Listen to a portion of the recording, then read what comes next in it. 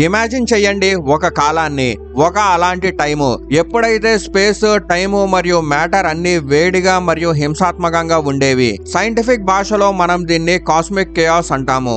ఆ టైంలో యూనివర్స్ శాంతంగా లేదు, అది మరిగే సముద్రంలా ఉండేది.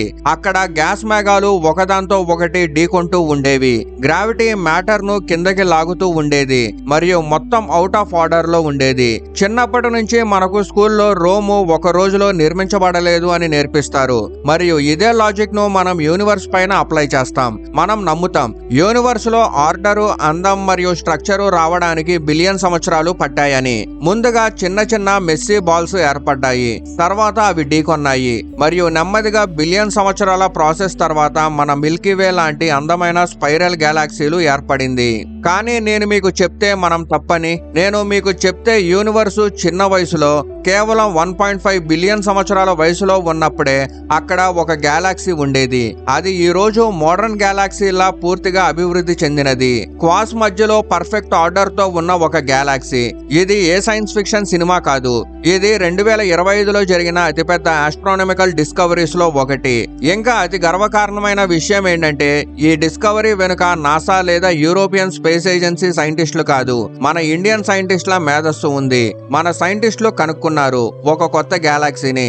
మన మిల్కీవేకి జంట సోదరి లాంటిది. కాలంలో 12 బిలియన్ సంవత్సరాలు వెనక దాక్కుని ఉంది. దాని పేరు అలకనంద. ఈ రోజు మనం ఈ మిస్టరీ లోతుల్లోకి వెళ్దాం. పూణేలో ఒక ఇన్స్టిట్యూట్ ఎలా ప్రపంచంలోని అతి శక్తివంతమైన టెలిస్కోప్ డేటాను ఉపయోగించి ఎవరూ చూడనిది చూసింది. ఈ వీడియోలో మనం తెలుసుకుంటాం అలకనంద వెనక ఉన్న మైథాలజీ మరియు సైన్స్ గురించి. ఇంకా ఈ డిస్కవరీ బిగ్ బ్యాంగ్ తర్వాత మన అవగాహనను ఎందుకు ఛాలెంజ్ చేస్తుంది అని. అయితే అలకనంద మిస్టరీ అర్థం చేసుకోవడానికి ముందు మన ఇంటిని అంటే మిల్కీవేని అర్థం చేసుకోవాలి. మనం నివసిస్తున్న గెలాక్సీ ఒక బార్డ్ స్పైరల్ గెలాక్సీ. దాని మధ్యలో ఒక ప్రకాశవంతమైన రోడ్డు లాంటి స్ట్రక్చర్ ఉంటుంది మరియు అక్కడ నుంచి అందమైన ఆర్మ్స్ విస్తరిస్తాయి. మన సూర్యుడు ఆ ఆర్మ్స్ లో ఒకటైన ఓరియన్ ఆర్మ్ లో ఉన్నాడు. కానీ మిల్కీవే ఎప్పుడూ ఇలా లేదు. సైంటిస్టుల అభిప్రాయం ప్రకారం మిల్కీవేకు ఈ స్పైరల్ ఆకారం రావడానికి కనీసం 8 నుంచి 10 బిలియన్ సంవత్సరాలు పట్టాయి. ఎందుకంటే గ్రావిటీ పనిచేయడానికి సమయం పడుతుంది. ప్రారంభంలో గ్యాస్ క్లౌడ్స్ కూలతాయి కాబట్టి తర్వాత అవి తిరగడం మొదలు పెడతాయి మరియు ఫిజిక్స్ రూల్ ప్రకారం ఏదైనా వేగంగా తిరిగితే అది ఫ్లాట్ అవుతుంది. ఈ ప్రాసెస్ ను డిస్క్ సెటిలింగ్ అంటారు. ఈ ప్రాసెస్ చాలా నెమ్మదిగా జరుగుతుంది. అందుకే ఆస్ట్రోనామర్స్ టెలిస్కోప్ తో చాలా దూరం చూస్తే వారికి పాత గెలాక్సీలు స్పైరల్ గా కనిపించవు. అవి విచిత్రంగా, ఇర్రెగ్యులర్ గా, మెస్సీగా కనిపిస్తాయి. రూలు చాలా సింపుల్. ఓల్డ్ యూనివర్స్ అంటే స్పైరల్ మరియు అందమైన గెలాక్సీలు. ఎర్లీ యూనివర్స్ అంటే మెస్సీ మరియు ఇర్రెగ్యులర్ గెలాక్సీలు. కానీ అలకనంద ఈ రూల్ ని పూర్తిగా ఛాలెంజ్ చేసింది. అయితే ఇప్పుడు మనం పూణేకి వెళ్దాం. అక్కడ ఉంది NCRA TIFR అంటే national centre for radio astrophysics. ఇక్కడ స్పేస్ ఫిజిక్స్ పైన ప్రపంచ స్థాయి రీసెర్చ్ జరుగుతుంది. మన కథలో 2 మెయిన్ పాత్రలున్నాయి. రాశి జైన్ అనే ఒక బ్రిలియంట్ PhD స్కాలర్ మరియు యోగేష్ వడేకర్ అనే సీనియర్ ఆస్ట్రోనామర్. ఇతను రాశి గైడ్ కూడా. అయితే రీసెర్చ్ ఎక్కువగా అందంగా ఉండదు. టెలిస్కోప్ ఐపీఎస్ లో చూడడం కంటే కంప్యూటర్ల స్క్రీన్ పైన వేలాది బోరింగ్ ఇమేజెస్ మరియు డేటా పాయింట్లను అనాలిసిస్ చేయాల్సి ఉంటుంది. రాశి Jain James Webb space telescope public డేటాను స్టడీ చేస్తుంది. JWST ఇప్పటి వరకు మనుషులు తయారు చేసిన అతి శక్తివంతమైన టెలిస్కోప్. వారి ఫోకస్ ఒక ప్రత్యేకమైన ప్రాంతం పైన ఉంది. ఆ ప్రాంతం ఆబెల్ 2744 క్లస్టర్. దీనిని పాండోరా క్లస్టర్ అని కూడా అంటారు, ఎందుకంటే అక్కడ గెలాక్సీల గుంపు ఉంది. రాశి వేలాది గెలాక్సీలను క్లాసిఫై చేస్తుంది. ఎలా అంటే ఇది రెగ్యులర్ అని, ఇది ఎలిప్టికల్ అని, ఇది బల్బ్ అని, అలా ఒక్కొక్క దాన్ని క్లాసిఫై చేసుకుంటూ వస్తున్నారు. అప్పుడే ఆమె దృష్టి ఒక చిన్న మసక ఆబ్జెక్ట్ పైన పడింది. దాని code name uncover DR3 ID 42812. సాధారణ మనిషికి అది ఒక కాంతి మచ్చ మాత్రమే, కానీ ట్రైన్డ్ ఐకి అది వేరే విషయం. రాశి ఆ ఇమేజ్ ను ప్రాసెస్ చేసి ఫిల్టర్లు తీసేసి లైట్ స్పెక్ట్రమ్ ను చెక్ చేసినప్పుడు ఆమె ఆశ్చర్యపోయింది. ఆ మచ్చ ఇర్రెగ్యులర్ కాదు, దానికి కోర్ ఉంది, దానికి రొటేటింగ్ డిస్క్ ఉంది మరియు అతిపెద్ద విషయం దానికి స్పైరల్ ఆర్మ్స్ ఉన్నాయి. రాశి అనుకుంది ఇది బహుశా దగ్గర గెలాక్సీ అయ్యుండొచ్చని, కానీ తప్పుగా వెనక కనిపిస్తుందేమోనని. వెంటనే ఆమె డాక్టర్ వాడేకర్ తో కన్సల్ట్ చేసింది. వారు స్పెక్ట్రమ్ ను అనాలిసిస్ చేసి దాని రెడ్ షిఫ్ట్ తెలుసుకోవడానికి ప్రయత్నించారు.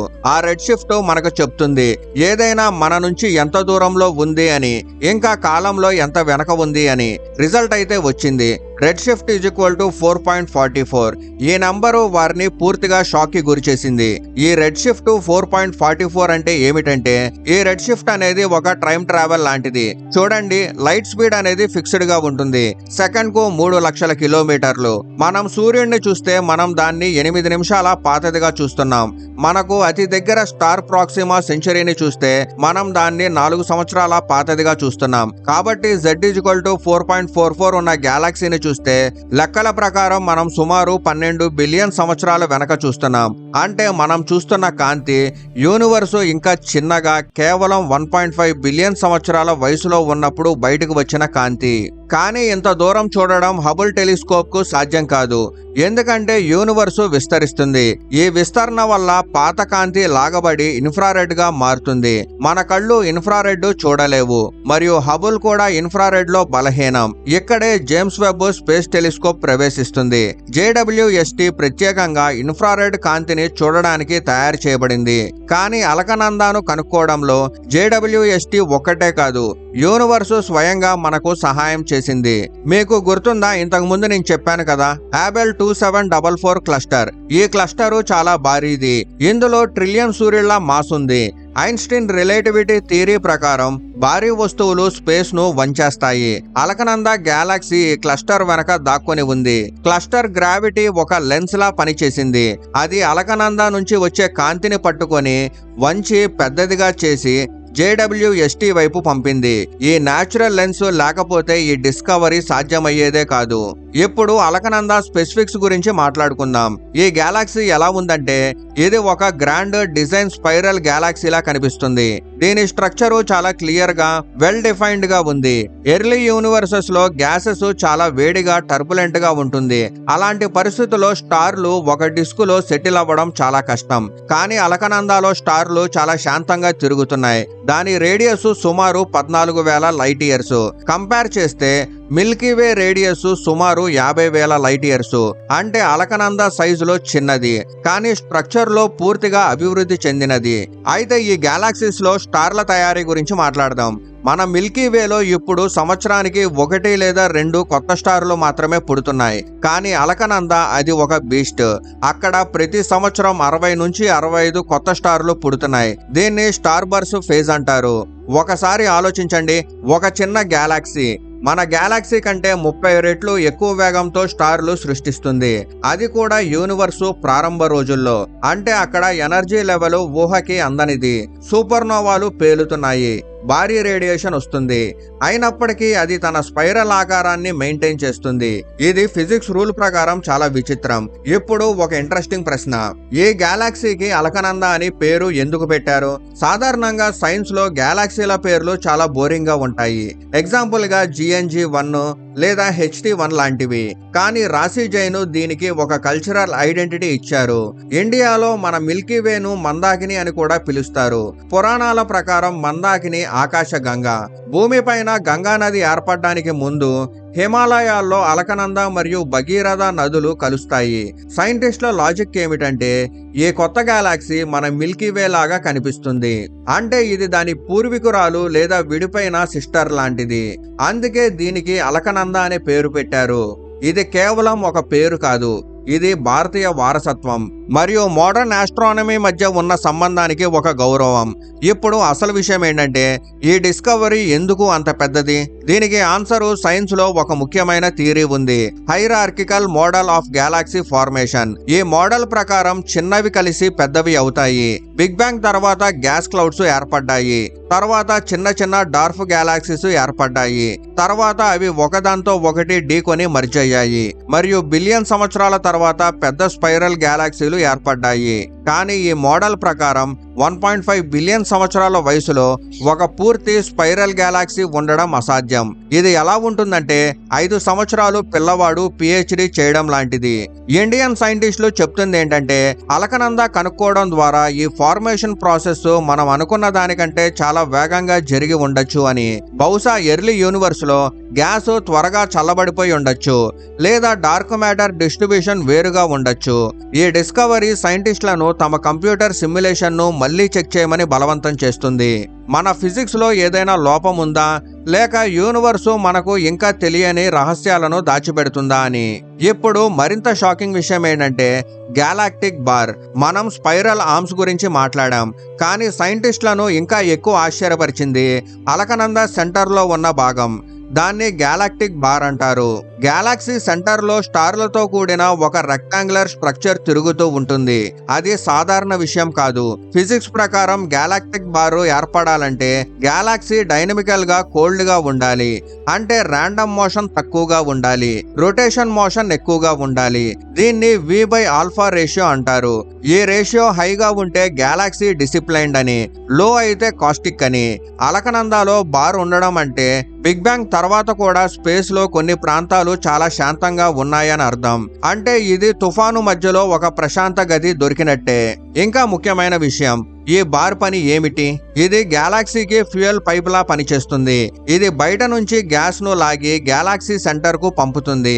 ఈ ప్రాసెస్ ను సెక్యులర్ ఎవల్యూషన్ అంటారు. అందుకే అలకనందాలో స్టార్ ఫార్మేషన్ ఇంత వేగంగా జరుగుతుంది. అయితే ఇప్పుడు స్పెక్ట్రోస్కోపీ గురించి మాట్లాడుకుందాం. నేను ముందు చెప్పాను, రాశి జైన్ లైట్ స్పెక్ట్రమ్ ను అనాలిసిస్ చేసిందని.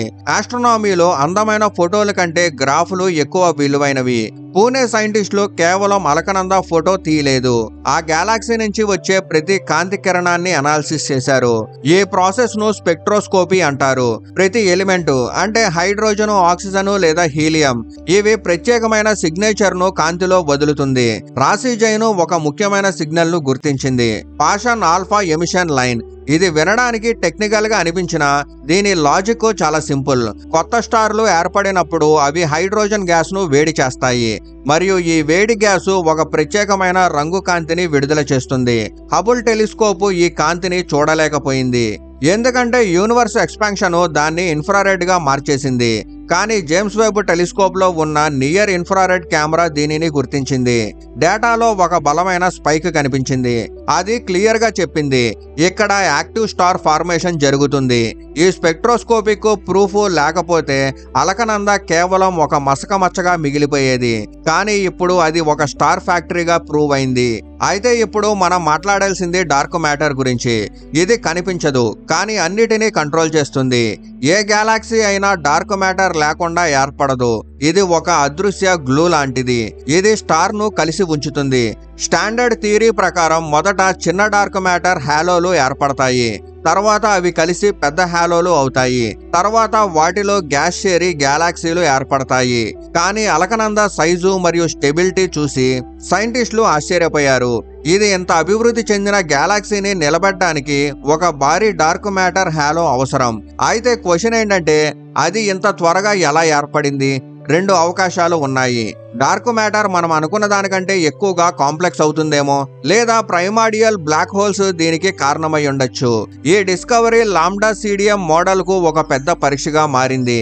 ఇప్పుడు కొంచెం ఊహాత్మకంగా ఆలోచిద్దాం, కానీ ఇది సైన్స్ ఫిక్షన్ కాదు, సైంటిఫిక్ స్పెక్యులేషన్. అలకనందాలో హెవీ ఎలిమెంట్స్ ఉన్నాయంటే కార్బన్, ఆక్సిజన్, ఐరన్, అంటే జీవనానికి అవసరమైన పదార్థాలు అక్కడ ఉన్నాయి. అంటే 12 బిలియన్ సంవత్సరాల క్రితం అక్కడ జీవం ఉండే అవకాశం ఉందా? సాధారణంగా మనం అనుకుంటాం ఎర్లీ యూనివర్స్ లో జీవం సాధ్యం కాదు అని, ఎందుకంటే అప్పుడు కేవలం హైడ్రోజన్ మరియు హీలియం మాత్రమే ఉండేవి. కానీ అలకనందాలో స్టార్ ఫార్మేషన్ వేగంగా జరుగుతుంది, అంటే మెటల్స్ కూడా త్వరగా ఏర్పడుతున్నాయి. అయితే ఒక పెద్ద సమస్య ఉంది, రేడియేషన్. అలకనంద ఒక స్టార్ బార్స్ గ్యాలాక్సీ. అక్కడ కంటిన్యూస్ గా సూపర్నోవాలు పేలుతూ ఉంటాయి, కాస్మిక్ రేసు ఎక్కువగా ఉంటాయి. అలాంటి వాతావరణంలో జీవం నిలవడం చాలా కష్టం. అది ఒక అందమైన కానీ ప్రమాదకరమైన గ్యాలాక్సీ. అయినప్పటికీ గ్యాలాక్సీలోని ఏదైనా శాంత ప్రాంతంలో జీవం ఉండి ఉండవచ్చు అనే అవకాశాన్ని పూర్తిగా ఖండించలేం. అయితే ఇక్కడే ఒక పెద్ద ప్రశ్న వస్తుంది.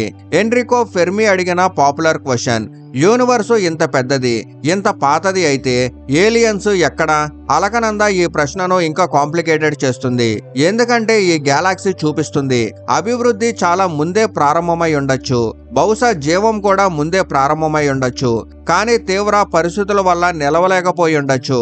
లేదా ఎక్కడైనా ఒక సివిలైజేషన్ చాలా ముందే అభివృద్ధి చెంది ఉండొచ్చు. అయితే ఇప్పుడు ముందున్న ప్రయాణం ఏంటంటే సైంటిస్టులు ఇప్పుడు ఆల్మా టెలిస్కోప్ వంటి టెలిస్కోప్ తో మరింత రీసెర్చ్ చేయాలని చూస్తున్నారు. వాళ్ళు తెలుసుకోవాలనుకుంటున్నారు అలకనంద ఎలా తిరుగుతుంది, దాని సెంటర్ లో సూపర్ మ్యాసివ్ బ్లాక్ హోల్ ఉందా, అక్కడ హెవీ మెటల్స్ ఏర్పడ్డాయా, ఇవన్నీ మనకు జీవం గురించి మరింత క్లూస్ ఇస్తాయి. ఈ డిస్కవరీ కేవలం ఇండియా కోసం కాదు, మొత్తం మానవ జాతి కోసం ఒక గొప్ప అడుగు. ఇది మనకు నేర్పుతుంది మనం ఎంత తెలుసుకున్నా యూనివర్సు ఇంకా మనకు తెలియని ఎన్నో రహస్యాలను దాచుకొని ఉందని. మనం తరచూ అనుకుంటాం స్పేస్ డిస్కవరీస్ కేవలం నాసా మాత్రమే చేస్తుందని, కానీ ఈ రోజు పూణేలో కూర్చున్న ఇండియన్ సైంటిస్టులు యూనివర్స్ లోని ఒక గొప్ప రహస్యాన్ని బయటపెట్టారు. మీకేమనిపిస్తుంది? భవిష్యత్తులో ఇలాంటి గ్యాలాక్సీలు మరింతగా కనుగొనబడతాయా? అవి మన బిగ్ బ్యాంగ్ అవగాహనను పూర్తిగా మార్చేస్తాయా? మీ అభిప్రాయాన్ని కామెంట్లో చెప్పండి.